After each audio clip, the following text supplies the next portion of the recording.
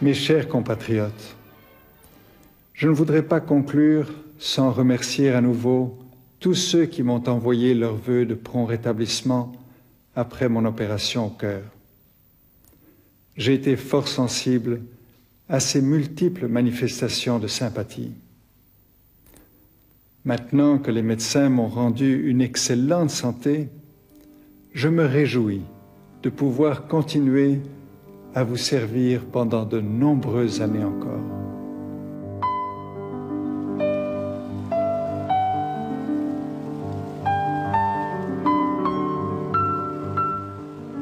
Voici Baudouin Ier en novembre 1990. Il déambule dans les rues de Rome. Au cours des 2 années qui suivent, il subira 2 opérations chirurgicales, dont une à cœur ouvert.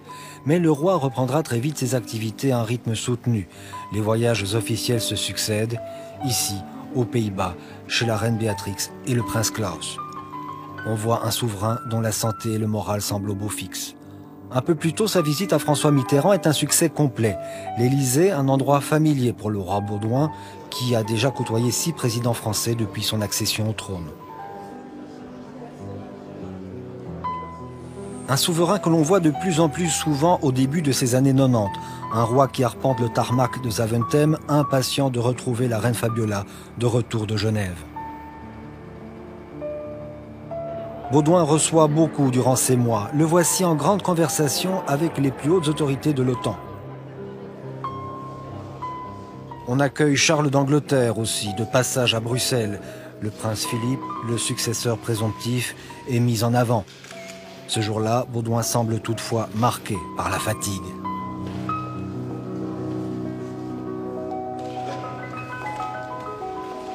Le souverain présente aussi un visage marqué en septembre 1992, lorsque Dirk Friemuth est reçu à Laeken avec ses collègues astronautes. Mais à l'époque, seuls quelques intimes imaginent le pire.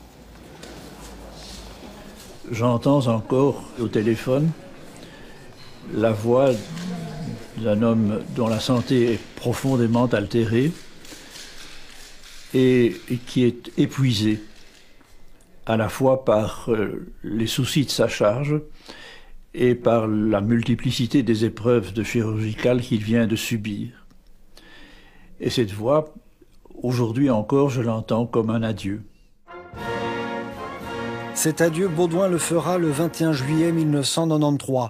Comme à son habitude, il préside le défilé militaire. C'est ainsi depuis 1951, et les choses semblent devoir suivre normalement leur cours. 5 jours plus tôt, après une nouvelle révision de la Constitution, la Belgique est devenue un État fédéral.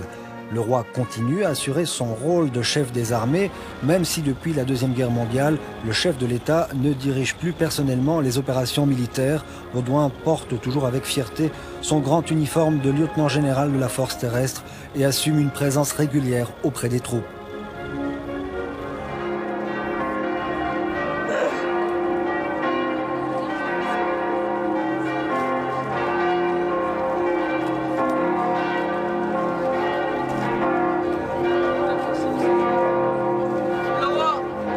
Un peu plus tôt, dans la matinée de ce jour de fête nationale, le roi avait assisté au traditionnel Te Deum en la basilique du Sacré-Cœur à Kuckelberg. Un dernier bain de foule, les dernières poignées de main, un ultime salut. Les Belges ne reverront plus Baudouin Ier vivant.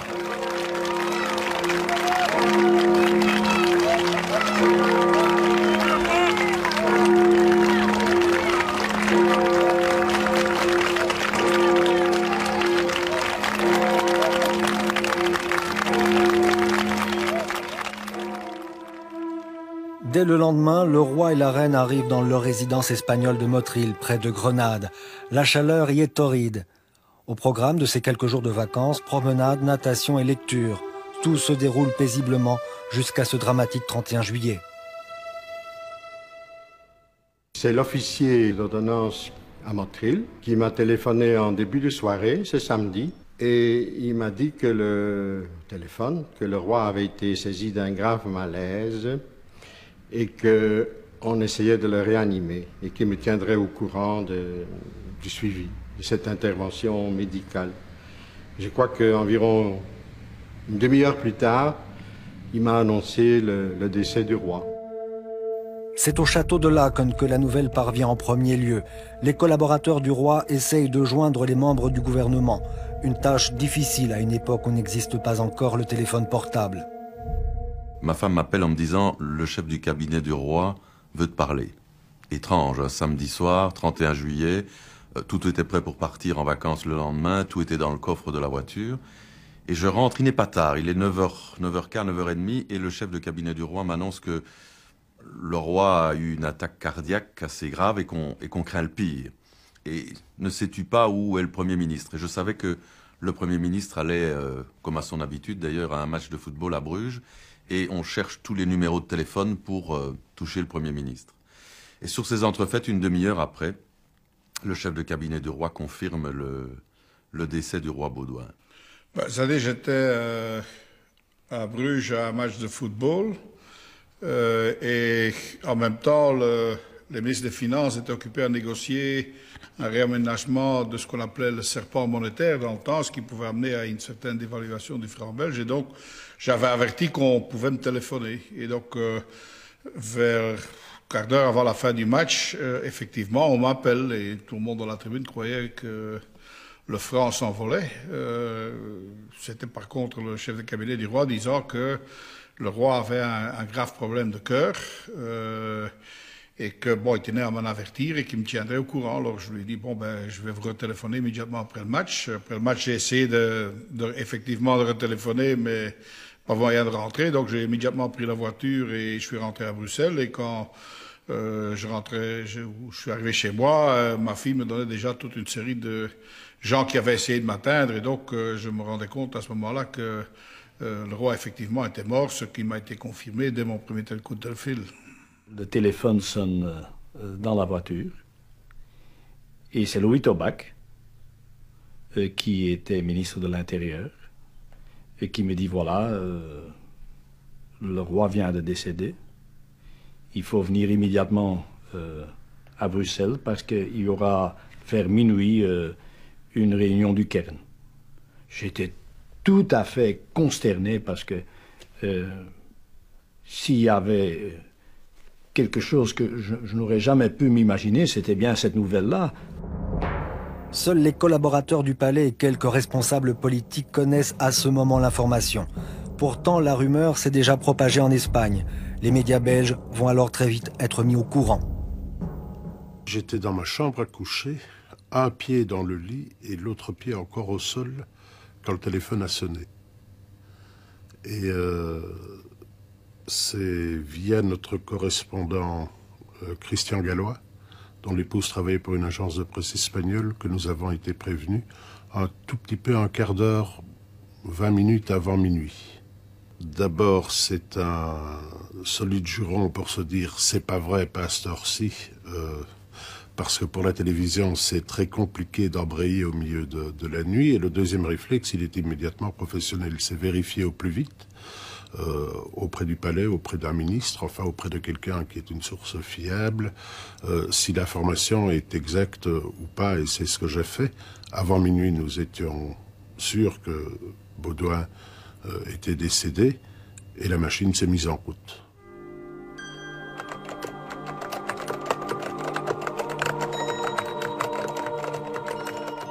L'agence Belga lance un premier communiqué peu avant minuit. Les rédactions radio qui travaillent encore à cette heure tardive le relayent avec prudence. Le grand public apprend la nouvelle au compte-gouttes.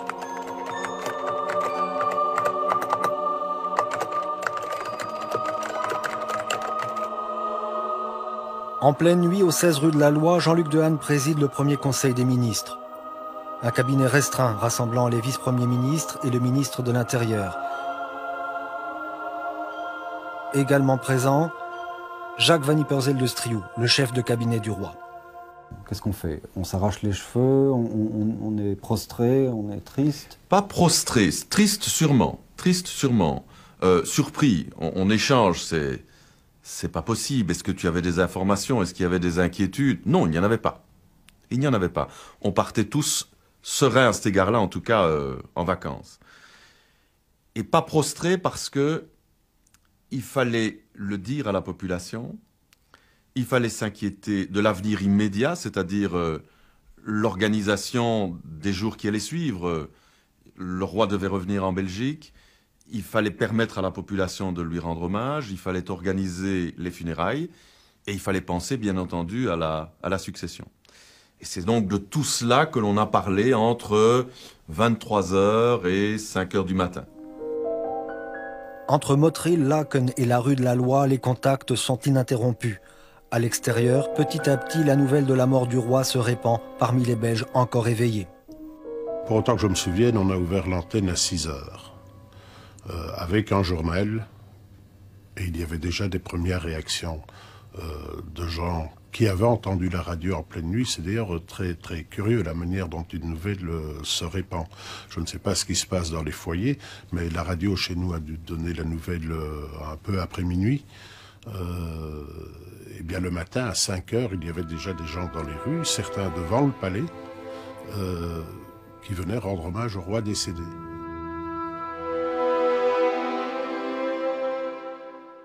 J'ai appris d'abord par des clients qui me l'ont dit, et je ne l'ai pas cru. Et j'ai ouvert la radio à 3h du matin. Et j'ai entendu les émissions spéciales. Et ça vous fait quel effet? C'est une nouvelle qui m'affecte beaucoup. Parce que je tenais beaucoup à ce roi. C'était le gars qui tenait le pays ensemble. Vous avez appris la nouvelle comment et vers quelle heure? Vers 3h30. C'était une soirée, tout se passait très bien. C'était grand amusement, et puis tout d'un coup... on s'est arrêté et voilà. Et puis comme j'étais triste, quand je suis triste je ne dors pas. Je préférais plutôt garder les yeux ouverts dans mon lit. Je préférais venir ici. Vous êtes venu de Namur, mais vous êtes triste pourquoi? Parce que le roi est mort, et quand le roi est mort, c'est pour les Belges qui doivent être tristes, parce que le roi c'était une Belgique sereine et heureuse.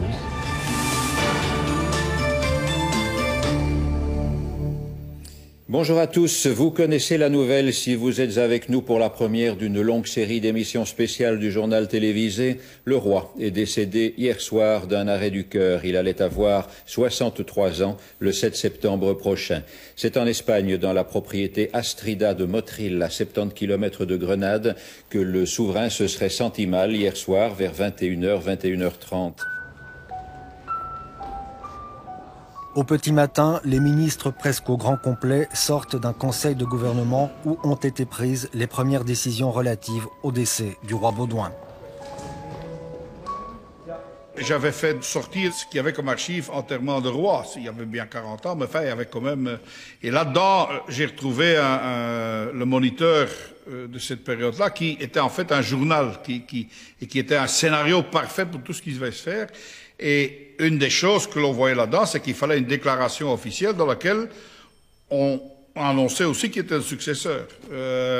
Et donc, on a commencé à discuter de ça. Alors que tout le monde spontanément disait Prince Philippe. Bon, ben, j'ai fait remarquer que c'était pas le Prince Philippe, sauf si le roi Albert abdiquait, si vous voulez. Et petit à petit, on est venu à la conclusion que la meilleure chose, c'était probablement de laisser jouer la Constitution telle qu'elle était.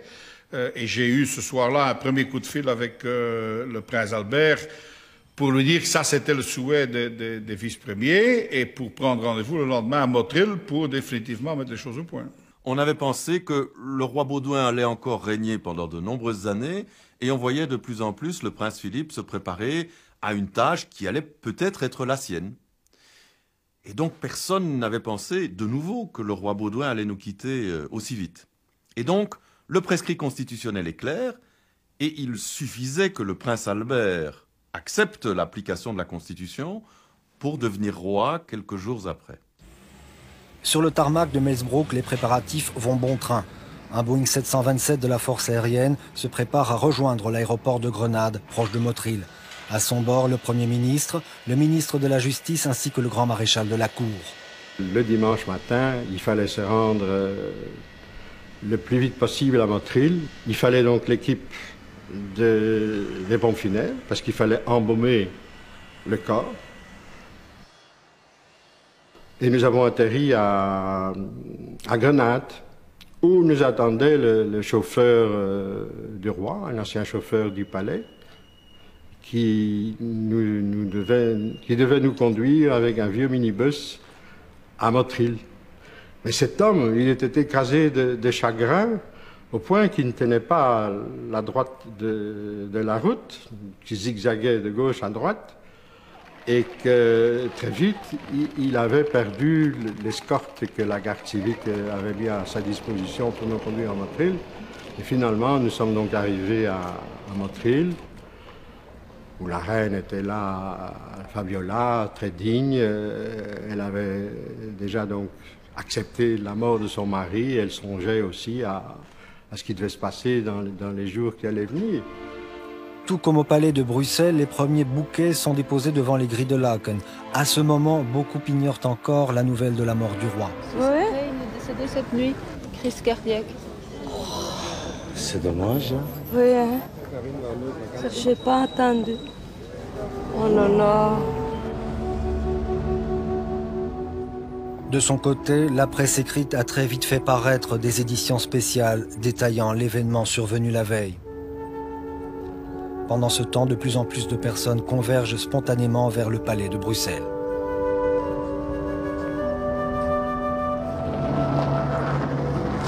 Bonjour madame, je peux vous demander quelle est votre réaction à l'annonce de la mort du roi? C'était comme un père, madame. Pour moi, le roi représentait encore la réunion de la Belgique. Et pour moi, la Belgique, maintenant, c'est fini. Je n'ai pas de parole pour le dire. C'est quelque chose qui vous touche vraiment beaucoup. Il est allé rejoindre sa maman. Mais il nous a abandonnés. Je ne suis pas royaliste, mais disons qu'en tant que Belge, ça vous fait quelque chose.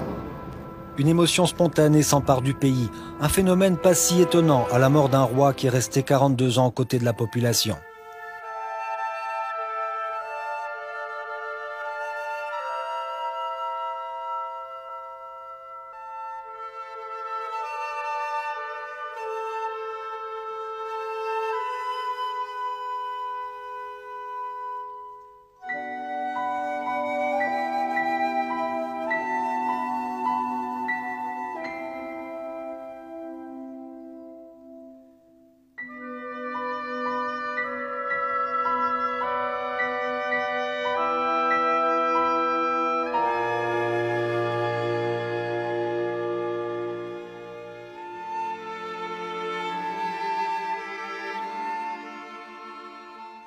Entre-temps, la nouvelle de la mort du roi est aussi parvenue au Vatican. Questo giorno festivo è stato turbato dalla dolorosa notizia dell'improvvisa scomparsa di Sua Maestà Baldovino I, re dei Belgi. In quest'ora di prova siamo tutti vicini alla regina Fabiola, della famiglia reale, al governo e a tutta la nobile nazione belga che piange un re esemplare e un cristiano fervente.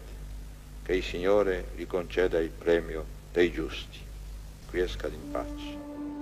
À Motril, les autorités belges ont constaté le décès du roi, un décès acté par le ministre de la Justice. Comme le prévoit la Constitution, le gouvernement exerce les prérogatives du chef de l'État. La reine Fabiola, avec le courage qui la caractérise, nous accueille très, très simplement, très gentiment. J'allais dire nous met à l'aise, nous raconte aussi les choses qui se sont passées la veille et nous conduit à la chambre du roi. Le roi est dans son lit et nous constatons évidemment avec l'émotion que vous pouvez deviner que, en effet, le roi Baudouin est mort.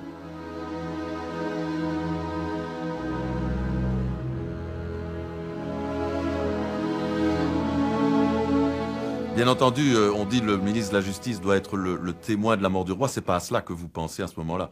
C'est pas les considérations juridiques, c'est le souvenir de la personne et des rencontres que vous avez eues avec cette personne extraordinaire. C'est ça le sentiment qu'on a. Et le décès impressionne toujours, mais quand vous êtes en plus devant la personne du roi, vous ne savez plus si vous êtes resté longtemps ou un petit moment ou quelques secondes. C'est une sorte d'instant d'éternité, quelque part. Sur place, à Motril, le prince Albert, frère du roi, est arrivé par vol spécial. Derrière les murs blancs du domaine Astrida, place au recueillement, mais aussi aux préparatifs concrets découlant du décès de Baudouin Ier. C'était le scénario prévu en cas de décès du roi Baudouin. Et vous vous étiez penché sur ce scénario au cours des années précédentes? Oui, parce qu'il y avait des alertes dans les années précédentes. Ce scénario avait tout prévu? Il avait prévu les grandes lignes, sauf qu'il n'avait pas prévu que ça allait se passer à la charnière entre les vacances de juillet et celles du mois d'août. Et à l'étranger. Et à l'étranger. Donc c'était une complication supplémentaire. Nous avons d'abord salué le corps du roi, on a parlé avec la reine, et puis on s'est isolé un peu avec le prince Albert, et là il était très clair que la décision était prise, et par après, quand nous avons rencontré la reine Fabiola, elle a même dit explicitement, c'est certainement ce que le roi Baudouin aurait voulu.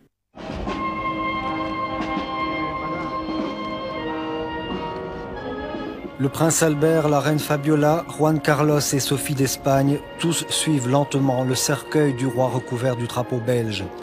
Le cercueil qui va trouver place dans le Boeing de la force aérienne, spécialement aménagé pour la circonstance. C'est le même avion qui avait amené le couple royal à Grenade 10 jours plus tôt. La reine Fabiola apparaît pour la première fois depuis la mort du roi. Par ses vêtements clairs, on comprend très vite que le deuil de la reine tranchera avec la tradition.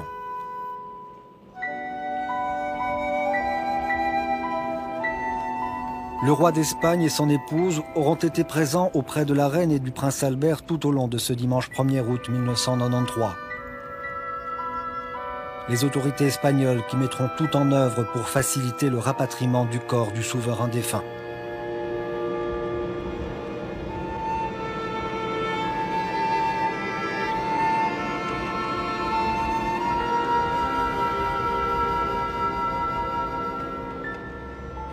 Vous êtes dans l'avion avec le corps du roi. La reine. Et on travaille, on prépare les choses. On prépare les funérailles. Et on dessine les grandes lignes des funérailles. Et la reine nous fait part de son souhait d'en faire une messe de l'espérance. Et nous savons à ce moment-là qu'elle sera en blanc au moment des funérailles. La nuit est déjà tombée lorsque l'avion royal se pose à Melsbroek.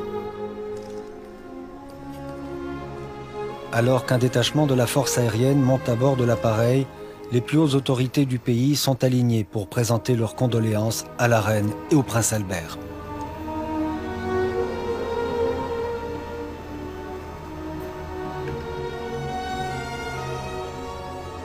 La reine s'est approchée de moi. D'ailleurs, il n'était pas facile de parler parce que les moteurs des avions dans les alentours faisaient tellement de bruit qu'il était très difficile de dire quelque chose. Mais la reine Fabiola m'a dit, lorsqu'elle voyait que j'étais vraiment très ému et que j'avais les larmes aux yeux, elle m'a dit, vous devez savoir qu'il vous a toujours non seulement apprécié, mais qu'il vous aimait beaucoup. Et vous l'avez embrassé? C'était un geste, je dirais presque instinctif, intuitif.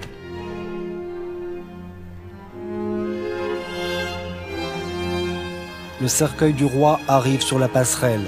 L'ensemble de la famille royale s'est rassemblé au pied de l'appareil. La princesse Paola, de même que le grand-duc Jean et la grande-duchesse de Luxembourg, sont eux aussi présents. Ils sont tous venus assister au transfert du corps du roi Baudouin depuis l'aérodrome militaire de Melsbroek jusqu'au château de Laken, la résidence officielle des souverains.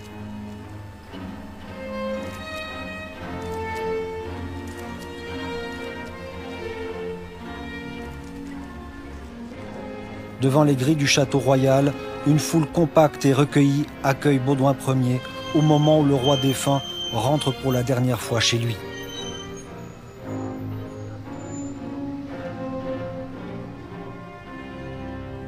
Le roi n'est plus, mais il nous laisse un souvenir vivace des hautes valeurs qu'il incarnait. À la profonde tristesse de chaque citoyen se mêle un sentiment d'infime gratitude pour la manière dont notre souverain, trop tôt disparu, a rempli son rôle de roi.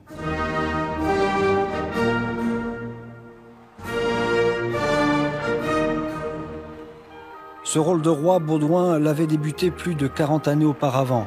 un jeune souverain qui a représenté la Belgique dans le monde entier.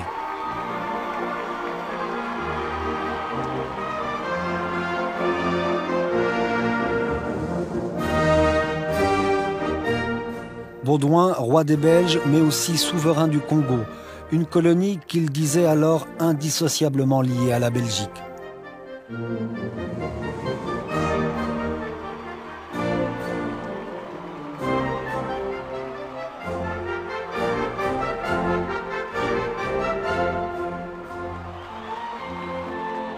La première exposition universelle depuis la guerre se tient à Bruxelles.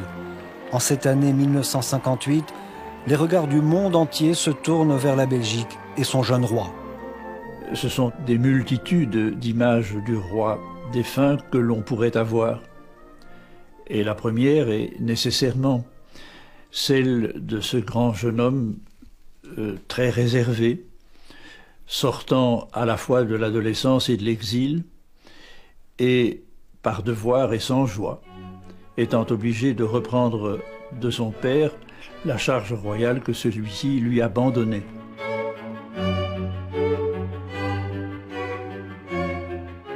Le roi Léopold, son épouse la princesse Liliane et leurs enfants constitueront le cadre familial très soudé auquel Baudouin, roi toujours célibataire, restera fortement attaché jusqu'à son mariage en 1960.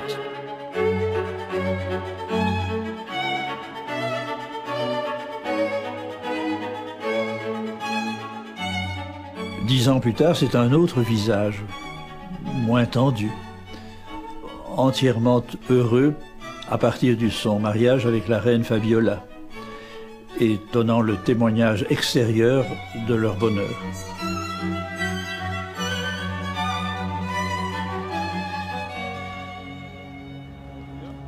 À Laeken, en cet après-midi du mercredi 4 août, tout le personnel du château est aligné et un public nombreux s'est massé devant les grilles du domaine pour assister au départ de la dépouille mortelle du roi.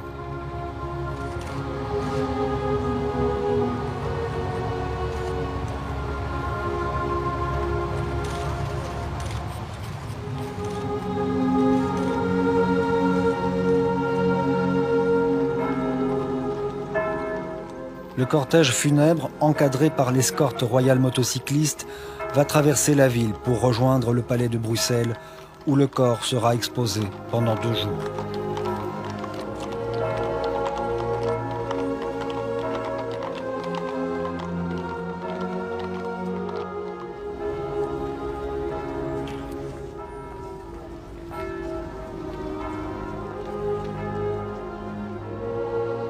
Jeudi dès l'aube, une foule immense a rejoint le palais royal.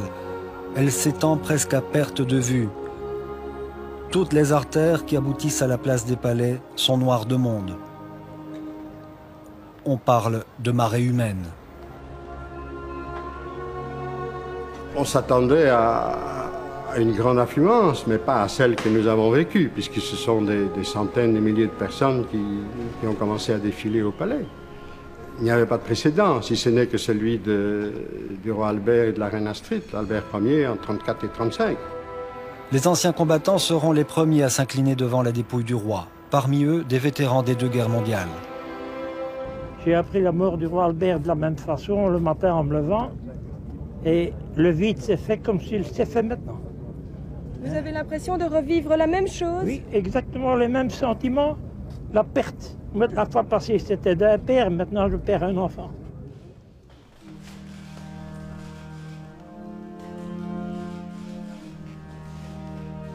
Le roi, revêtu de son grand uniforme de lieutenant général de la force terrestre, est exposé à présent dans la salle du penseur. Des officiers assurent en permanence une garde d'honneur alors que se présentent les plus hautes autorités du pays.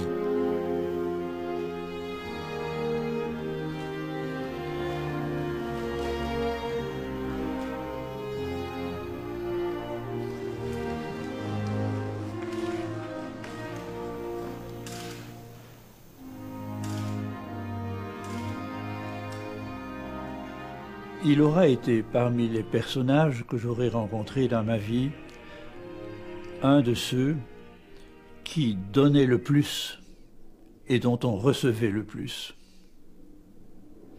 Et je ne peux pas parler de l'amitié parce qu'on ne peut pas avoir, le roi ne peut pas avoir d'amis et nous ne pouvons pas avoir pour amis des rois. Mais il y avait un profond attachement que je n'ai jamais caché. À l'extérieur, un soleil de plomb s'est abattu sur la foule. L'attente se prolonge pendant des heures. Les files semblent ne progresser qu'au compte-gouttes.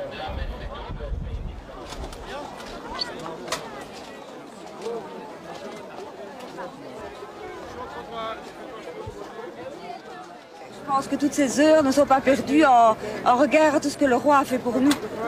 Franchement, on pouvait bien faire ça. Avec autant de monde, on ne saurait pas mieux faire. Il faut faire la file et attendre. On ne saurait rien faire d'autre avec autant de monde.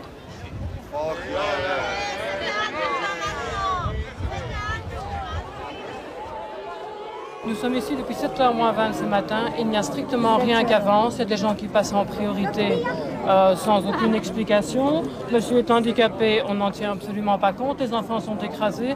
Et heureusement, dans l'après-midi, on est venu nous apporter un peu d'eau. L'affluence dépasse en fait toutes les prévisions. Le public se retrouve comme prisonnier d'un entonnoir. Malgré un service d'ordre nombreux, la situation devient quasi critique.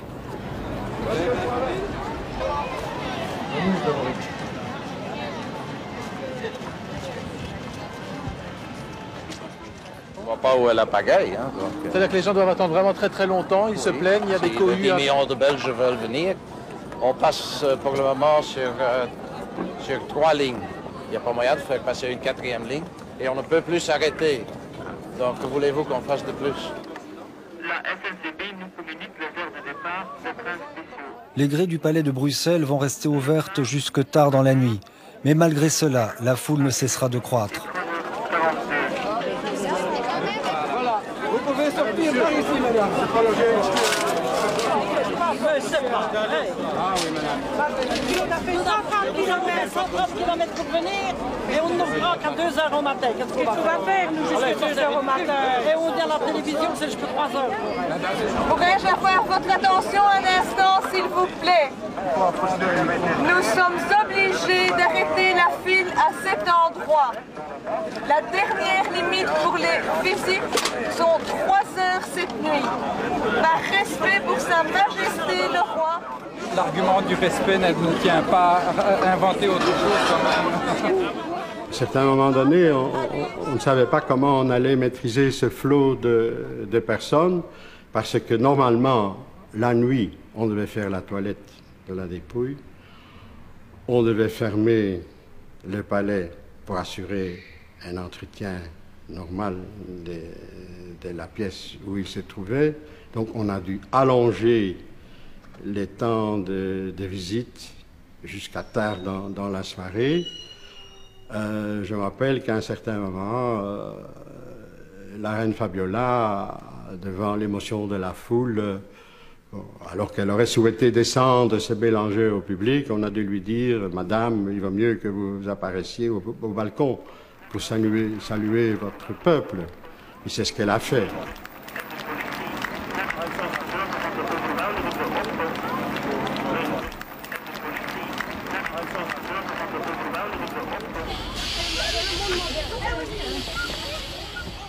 Le lendemain matin, le public afflue à nouveau des 4 coins du pays.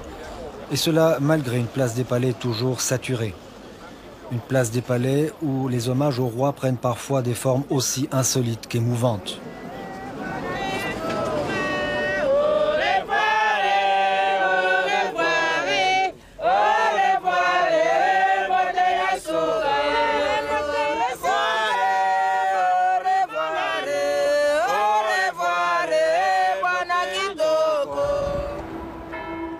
Depuis la veille, de nombreux scouts auront prêté main forte au service de secours. La seconde apparition de la reine viendra soutenir tous ces jeunes, décidés à rester devant le palais royal jusqu'au bout. Allez, ce sont les derniers. Hein. Jean-Philippe. Ok. Et tu peux plus fort. Oui, c'est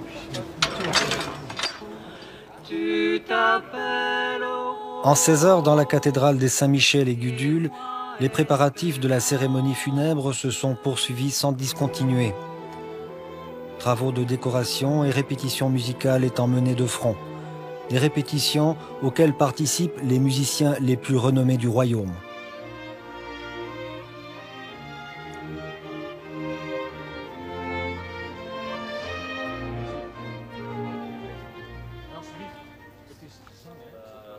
Intense activité aussi du côté des 4 réseaux nationaux de télévision qui joindront leurs moyens pour couvrir les funérailles du roi Baudouin. Aucune télé, et chacune en était consciente, n'avait les moyens de réaliser la couverture de l'événement à elle seule. Donc il n'y a vraiment eu aucun problème. Les réunions sont succédées au palais pour mettre les choses en place et tout le monde a collaboré avec une très grande bonne volonté et beaucoup d'efficacité. Dans quelle mesure parle-t-on de budget lorsqu'on organise les funérailles nationales? Il n'y a pas de budget, parce que le budget c'est quelque chose qu'on prévoit. Eh bien le budget, non, il n'y en avait pas. C'est le ministère de l'Intérieur qui, par après, a dû trouver les crédits pour payer les factures, puisqu'il s'agissait d'un... Il ne faut pas oublier que le roi, c'est le chef d'État. Et donc, les funérailles nationales incombent à l'État, à la nation. Bon, il fallait engager les dépenses, et il fallait, par après, régler les notes de frais. Ça s'est fait, disons, dans des délais plus ou moins raisonnables par après. Parallèlement arrivent déjà à Bruxelles des chefs d'État et des délégations venus du monde entier.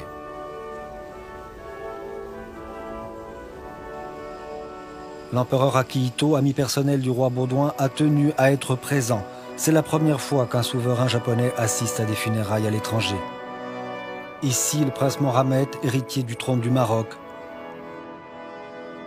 Autre invité, le président rwandais Habyarimana, un personnage controversé que le roi défunt a malgré tout toujours fermement soutenu.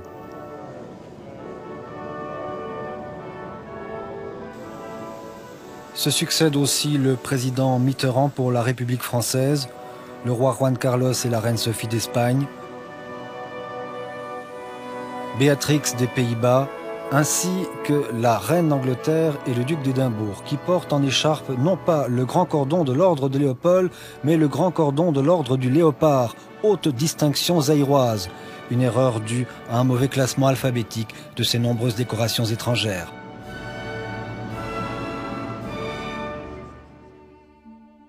La Belgique occupe à ce moment la présidence de l'Union européenne. Presque tous les pays ont dès lors envoyé des représentants. C'est évidemment aussi le cas des États-Unis. Comme on connaissait bien les Américains qui essayaient chaque fois, quand un président ou un vice-président venait, à doubler au moins tout le travail fait par nos services de sécurité, on se posait avec une certaine anxiété la question qu'est-ce qui nous prend encore au-dessus de la tête? Mais alors on a assez vite appris qu'un des anciens présidents, M. Ford, allait représenter les États-Unis. Ce qui ne veut pas dire qu'il ne fallait pas prendre des mesures de sécurité, mais c'était un peu plus facile, si je puis dire. En ce qui nous concerne, c'était plutôt un ouf de soulagement. En 42 ans de règne, Baudouin a fréquenté des générations de dirigeants et aussi parcouru le monde dans tous les sens en tissant un réseau de relations privilégiées avec de très nombreux chefs d'État. Le souverain avait une certaine prédilection pour les pays d'Asie, ici le Japon, ou encore la Thaïlande, dont le roi Bhumibol était son ami personnel.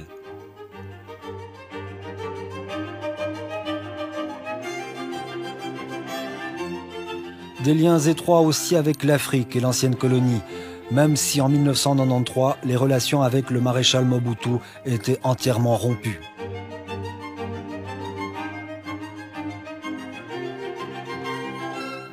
Visites d'État et visites officielles se sont succédées partout en Europe, comme ici à Londres en 1965. L'Angleterre avait déployé tous ses fastes pour accueillir Baudouin, cousin de la reine Élisabeth.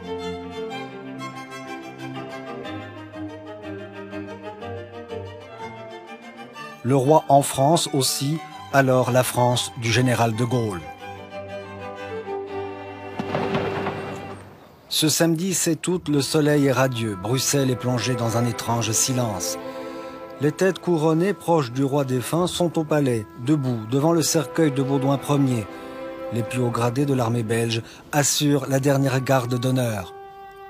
Paraît alors la famille royale, entourant la reine Fabiola, la reine blanche. L'escorte royale de la gendarmerie ouvre la route et encadre l'affût de canon sur lequel le cercueil du roi a été posé. L'impressionnant cortège se met en mouvement, dépasse la place royale, descend le Koudenberg pour rejoindre la cathédrale des Saint-Michel et Gudule, où il est accueilli par le cardinal Daneels, primat de Belgique.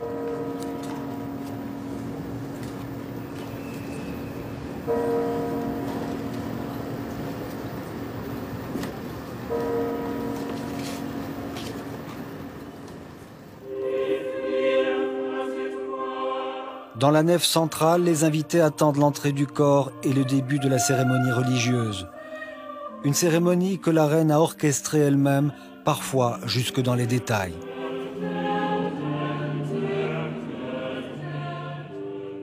C'était une première, hein. C'était loin d'une cérémonie officielle, ce n'était pas la messe classique, c'était quelque chose d'inédit. Madame, je vous présente nos condoléances et nous vous assurons de nos prières. Nous partageons votre peine en cette heure d'adieu.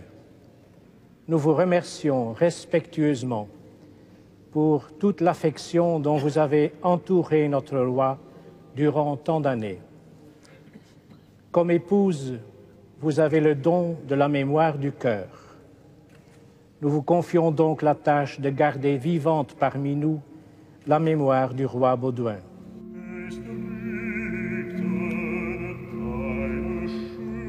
Pour ces funérailles, une place majeure a été laissée aux œuvres musicales, des œuvres interprétées par quelques-unes des plus belles voix mondiales.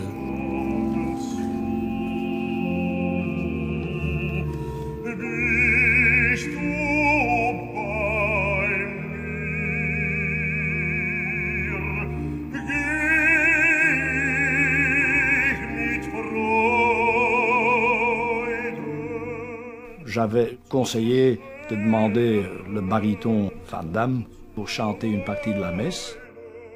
Van Damme, je l'avais suggéré. Or là, il y a fait problème parce que Van Damme chantait à ce moment-là à l'Opéra de Vienne. Et au moment même de la messe, il était censé faire une générale. Or, changer quelque chose à l'Opéra de Vienne et avec la Wiener Philharmoniker, ça semble être quasi impossible. Sur ce point bien précis, moi j'ai eu d'abord des contacts avec mon collègue Mock, qui était ministre des Affaires étrangères, qui me disait « Vous pouvez me demander tout ce que vous voulez, mais pas ça. Je ne vais pas me mêler de la Philharmonie de Vienne, sinon c'est la révolution ici. » Je me suis adressé au chancelier Vranitzky. Même réponse. Même réponse. Alors, c'est le chef lui-même de l'orchestre de ce moment, Cholti, qui a pris la décision permettant à Van Damme de venir à Bruxelles et de changer certaines choses. Pour vous dire que parfois, il y a des difficultés qu'on ne peut pas prévoir. Des représentants des principaux courants philosophiques et religieux assistent à la cérémonie. Mise en évidence, cette délégation de l'église du Zaïre, au sein de laquelle on retrouve Monseigneur Monsengwo. Aucune représentation civile de Kinshasa n'a été conviée. Le maréchal Mobutu avait souhaité se rendre aux obsèques de Baudouin. Le refus de Bruxelles sera catégorique. Au cours de la cérémonie intervient alors le cardinal Sunens, un personnage clé dans la vie de Baudouin et Fabiola. Notre pensée va vers celui qui est plus réellement présent dans cette assemblée que chacun d'entre nous. C'est encore infiniment plus grand et plus beau, les merveilles de Dieu dans l'âme de notre roi défunt.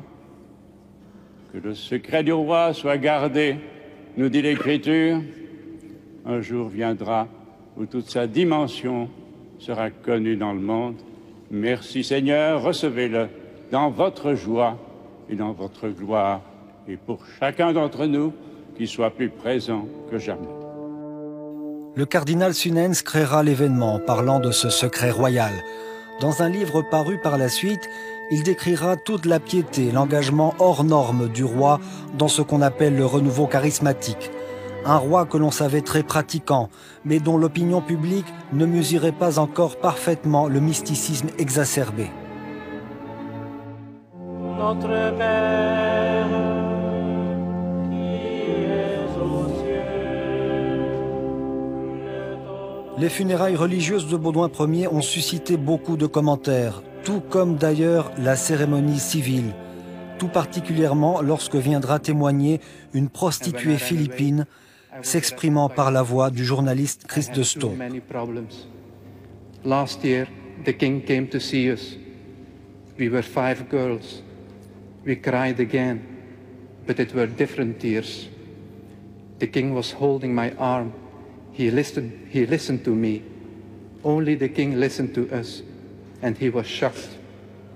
There are too many victims here, all looking for a better life in the West, all cheated and treated like things. But the king, he was standing up for us. He was a real king. I called him my friend.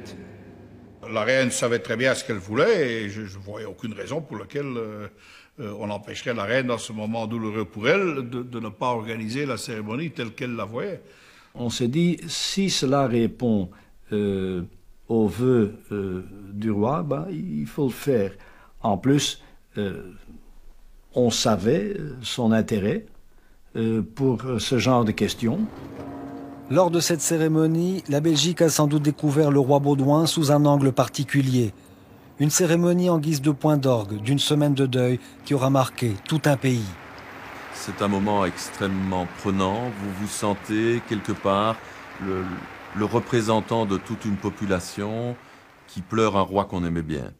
Et j'allais dire, plus vous êtes près, plus vous êtes serré quelque part. Mais c'est très important d'être là.